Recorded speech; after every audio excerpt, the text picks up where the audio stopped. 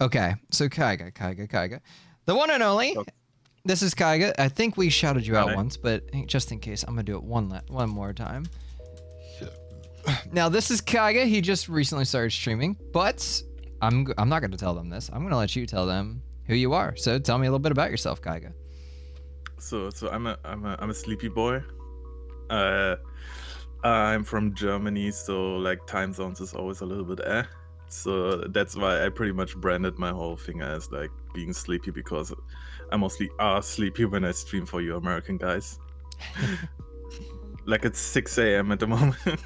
Yeah, I was like, I messaged him too, and I'm like, do you want to go to sleep? Like, I don't want you to be up if you just woke up, or like, go to bed if it's too early.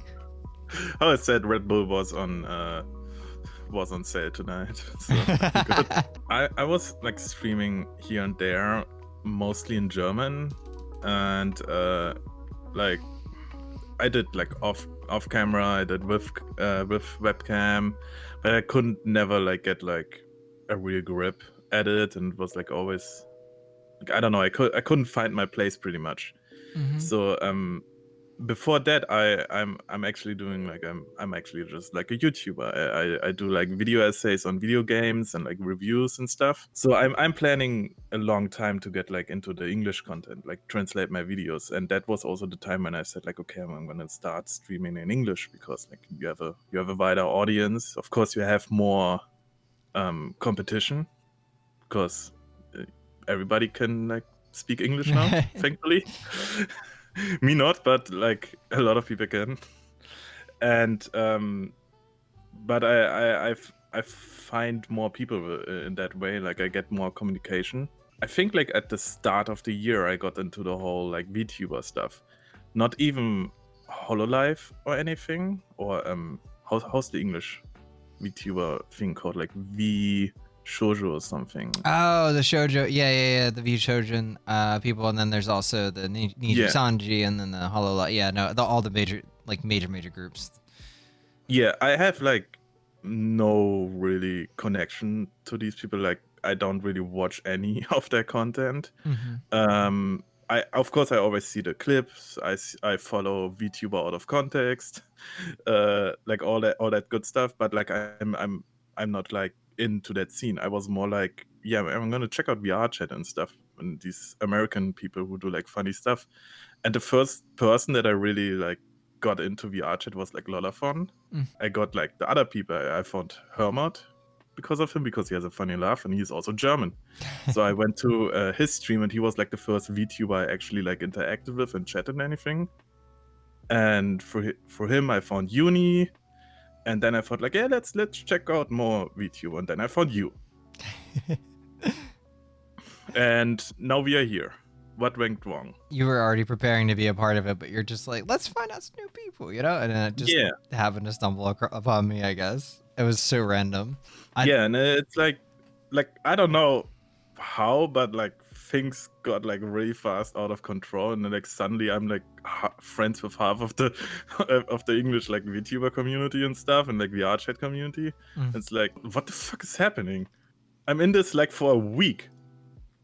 I started a week ago with all of this, and suddenly I'm like in this big community, and it's like mostly because of you, because of you I found like a lot of people.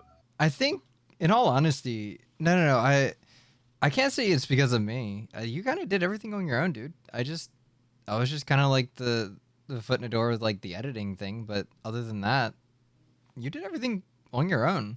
I don't know, just like reaching out to me, like when we talked in chat about like editing and stuff, and you went like, hey, I actually need an editor. I was like, oh cool, I'm an editor.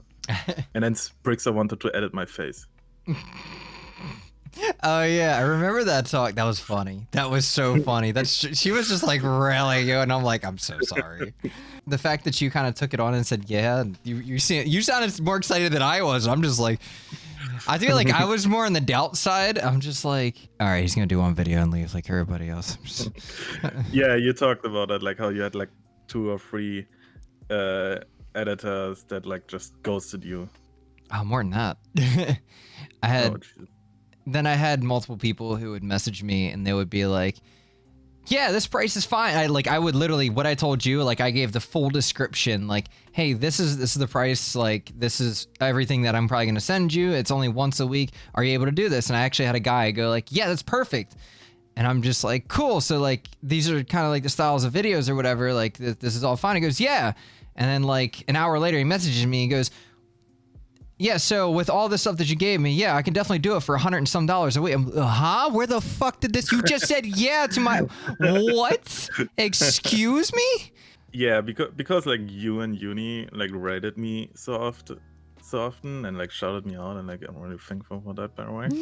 um, I hit affiliate like way faster than I thought. Like normally I thought like, okay, it's gonna be another month, and then I hit affiliate, so I can like slowly plan stuff. Like maybe I get like spicy ramen or some shit to celebrate, and then boom, next day your affiliate is what? Fuck, I need to commission some people for emotes. Yep. That's like the scariest thing. My first day of streaming affiliate, and I thought like, yeah, let's play Minecraft, because like I didn't play it for like, I don't know, like 10 years or some shit, like I don't know. And so, yeah, chill, play a little bit Minecraft, like test out the emotes. Fucking B like shouted me out in her Discord. And I got a level 5 hype train. Instant. And like they broke me. I couldn't breathe. You have so many more to come. Don't worry. Shush. This is something I do want to address today, is actually how, or what you did with the skills that you had. You did a really, really good job at making the proper memes and placing them in the right places. I don't know if you really realize what you did, but you did a really good job of what you did. I have like my thing with like networking and stuff, because like most jobs I worked, I also got like managers and stuff. Like I started managing some team. I don't know how it happens all the time, but like it happens. Like apparently I'm like really good at networking, and I do it without even knowing most of the time. I just like to interact with people, like making memes. You're already like above like 90% of 95% of anybody who ever streams or does anything. Because the number one thing that I hear is that people are terrified to reach out to people. And like, here you are. Yeah, I'm just gonna reply to Lolathon with this meme, because why the fuck not? And then you get a retweet from Lolathon. Oh, Jesus.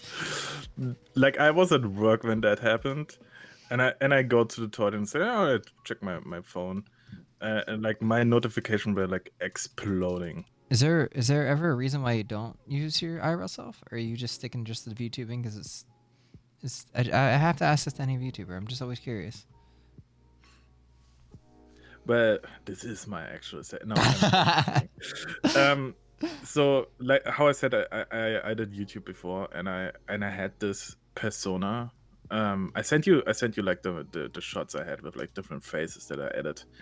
And like I always have this persona from like Kaiga, who's like kind of an idiot, always talks about video games. So I said like, yeah, just continue it. I did like some streams with my webcam and stuff, and it was like always, okay, I need to turn on the purple light, I need to charge my DSLR camera, I need to like set up the ring light, I need to check that I like actually look good enough. And like it is a lot to set up, but I didn't mind it that much. And then I was like, why not do the VTuber? Like, how hard can it be to make like a VTuber model? And then I made one. just on the table, yeah. And then I just made one, yeah. Before like this year, I only watched 2 streamers, like Vinesource and Vinesource Joel. Like, okay. These are the two streamers I watched. Like nothing else.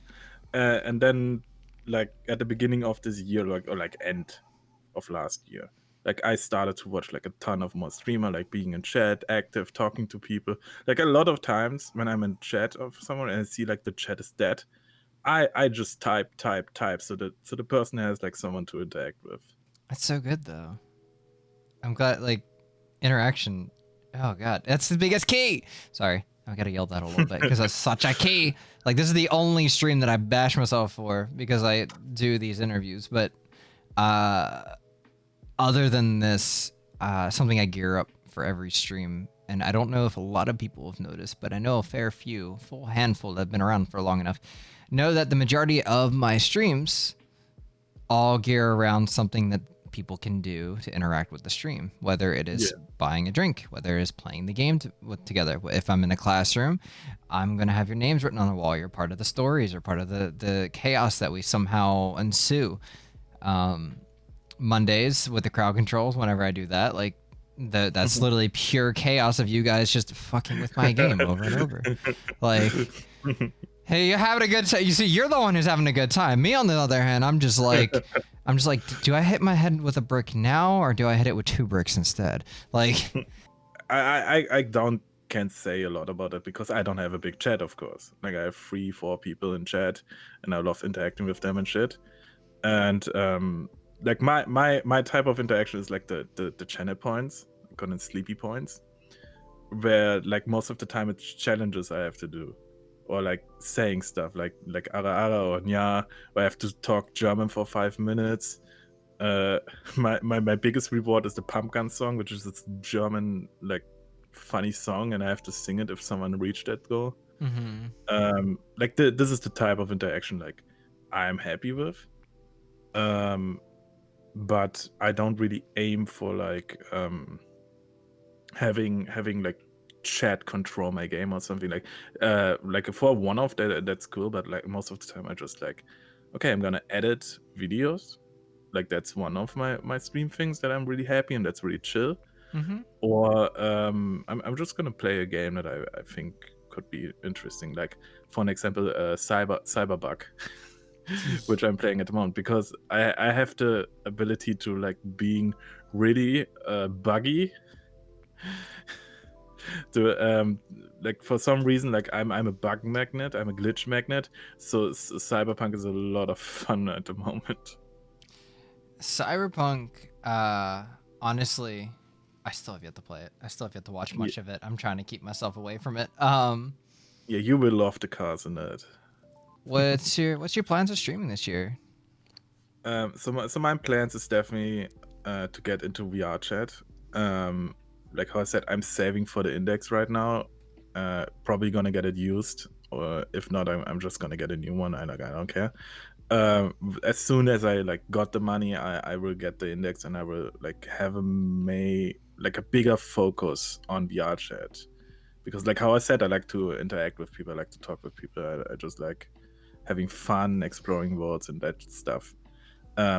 Definitely more editing and definitely being more like scheduled with my streams, because like there's parts where like I don't stream for a week or something because my day job is like killing me. And that's also a goal for this year, to if they don't give me the time I want and they keep giving me overtime, I'm gonna quit my day job. Like that's my goal.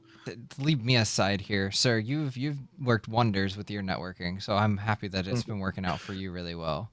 If anything else, yeah, man, I'm happy to. Like this is like I know you don't know the right opinion, but he's like one of the biggest like quote unquote drama channels.